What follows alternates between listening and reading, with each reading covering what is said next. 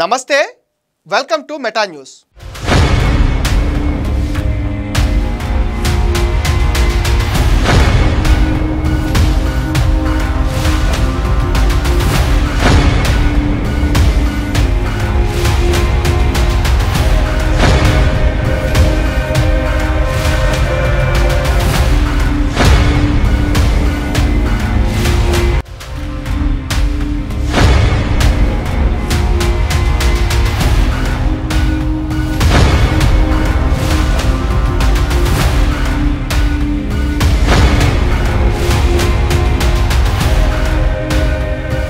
ఏపీలో వైసీపీ నేతల రప్పారప్పా కామెంట్లు వైరల్ అవుతున్నాయి.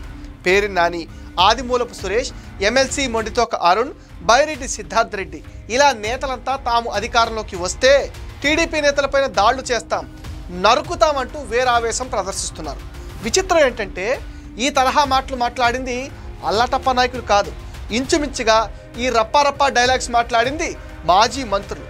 బాధ్యతాయుతమైన పదవుల్లో ఉండి ఈ తరహా మాటలు మాట్లాడటం ఏంటని జనం మండిపడుతున్నారు. ఇలాంటి మాటలు వైసీపీ నేతలకు కొత్త ఏం కాదు. గతంలో ఒక మాజీ మంత్రి మాట్లాడిన మాటలు ఇప్పుడు వైరల్ అవుతున్నాయి. ఆయన ఎవరో కాదు, మాజీ మంత్రి కారుమూరి నాగేశ్వరరావు. ఈయన నోటికి దురుసెక్కువ అనే విమర్శలు కూడా ఉన్నాయి.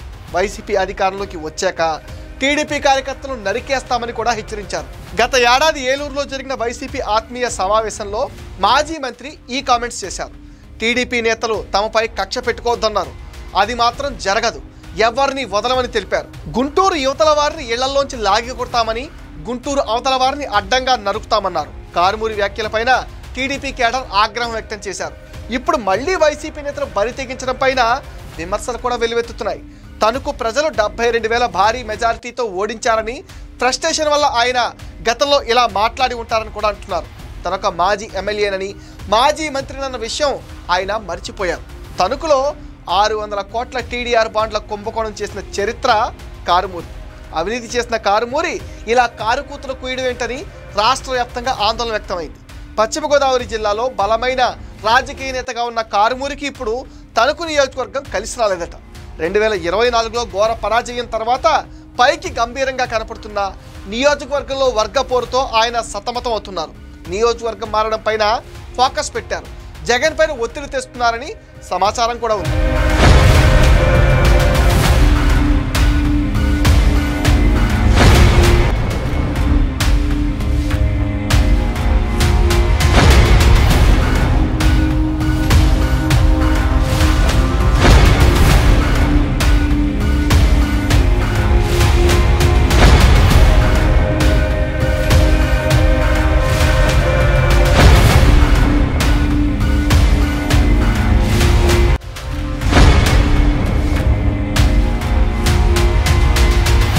కారుమూరి నాగేశ్వరరావు పొలిటికల్ జర్నీ కాంగ్రెస్ పార్టీతో మొదలై ఇంతింతై వటుడింటై అన్నట్టుగా గోదావరి జిల్లాలో బలమైన రాజకీయ నేతగా పేరు తెచ్చుకున్నారు. పశ్చిమ గోదావరి జిల్లా జడ్పీ చైర్మన్గా 2006 నుంచి 2009 వరకు కారుమూరి నాగేశ్వరరావు పనిచేశారు. 2022 నుంచి 2024 వరకు మంత్రిగా కూడా ఉన్నారు. కారుమూరి తన నోటి దురుస్తో వివాదాలను ఎప్పటికప్పుడు కొని తెచ్చుకుంటూ ఉంటారు. ఆయన గురించి కాకుండా ఆయన చుట్టూ ఉన్న వివాదాల గురించే మాట్లాడుకునే పరిస్థితి కూడా ఏర్పడింది. 2014లో వైసీపీ తరఫున దెందులూరు నుంచి పోటీ చేశారు. సొంత నియోజకవర్గం నుంచి వేరే నియోజకవర్గానికి వెళ్ళిపోవడంతో అప్పటి వరకు ఆయన వెన్నంటి ఉన్న వర్గంలో అసంతృప్తి నెలకొనడంతో పాటు కొంత వర్గం పార్టీ కూడా మారిపోవడం జరిగిపోయింది. దీంతో అక్కడ ఘోర ఓటమి పాలయ్యారు.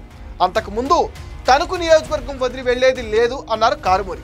అవసరమైతే బాండ్ పేపర్పై సంతకం పెట్టిస్తా అన్నారు. అంత గట్టిగా చెప్పి నియోజకవర్గం మారిపోవడంతో అప్పటి వరకు తణుకు నియోజకవర్గంలో కారుమూరి ఎమ్మెల్యేగా గెలిపిద్దామని తిరిగిన కేడర్ అంతా ఉస్సూరుమని ఒక్కసారిగా ముక్కలైపోయింది.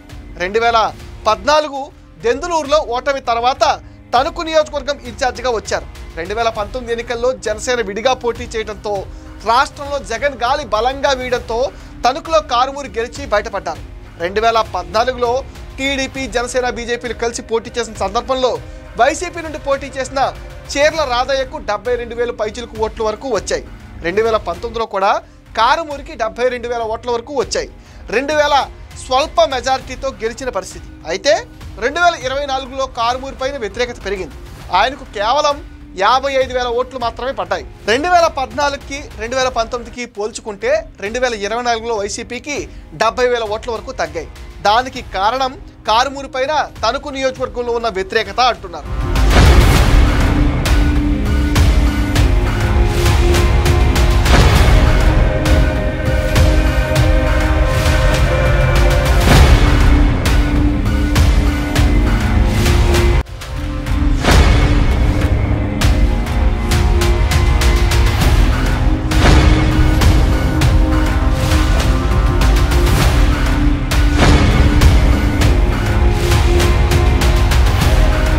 కారుమూరి పొలిటికల్గా యాక్టివ్గా ఉంటూ కూటమి ప్రభుత్వాన్ని టార్గెట్ చేస్తూ మీడియాలో హైలైట్ అవ్వడానికి తన వంతు ప్రయత్నాలు అయితే చేస్తున్నారు.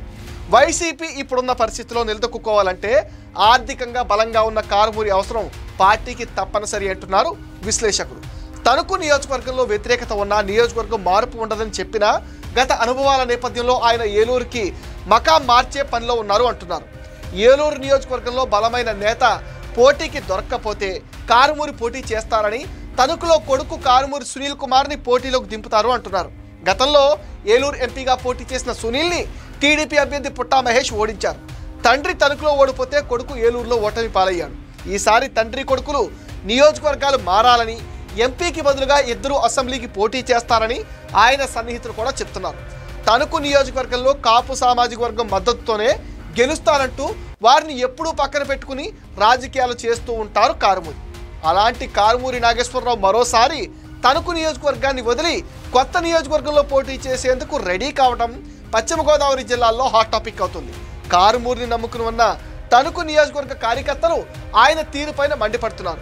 బీసీ సామాజిక వర్గానికి చెందిన కారుమూరికి ఏలూరు పరిసర ప్రాంతాల్లో ఆయన సామాజిక వర్గంతో మంచి సత్సంబంధాలు ఉన్నాయి. ఎంతమంది ఉద్దండులు పోటీ చేసినా ఏలూరులో ఆళ్ల నాని పార్టీకి రాజీనామా చేసిన నాటి నుండి బలమైన నేత కోసం వైసీపీ అధిష్టానం సైతం ఎదురు చూసింది. ఇదే అవకాశంగా తీసుకున్న కారుమూరి తనకు సామాజిక ఆర్థిక బలాన్ని బట్టి ఏలూరు నియోజకవర్గంలో పోటీ చేస్తే ఎలా ఉంటుంది అనే దానిపైన తన సన్నిహితులతో కూడా చర్చలు జరుపుతున్నారు. ఇది మెటా న్యూస్ అప్డేట్. ఈ వీడియో పైన మీ విలువైన ఒపీనియన్ని కామెంట్ సెక్షన్లో పోస్ట్ చేయండి. మీరు ఇచ్చే కామెంట్స్తో మరిన్ని ఇంట్రెస్టింగ్ వీడియోస్ మీకు అందిస్తాం. అండ్ మీరేం చేయాలో మీకు తెలుసుగా. ఈ వీడియోస్ని లైక్ చేయండి, షేర్ చేయండి, మెటా న్యూస్ని సపోర్ట్ చేయండి, సబ్స్క్రైబ్ చేయండి.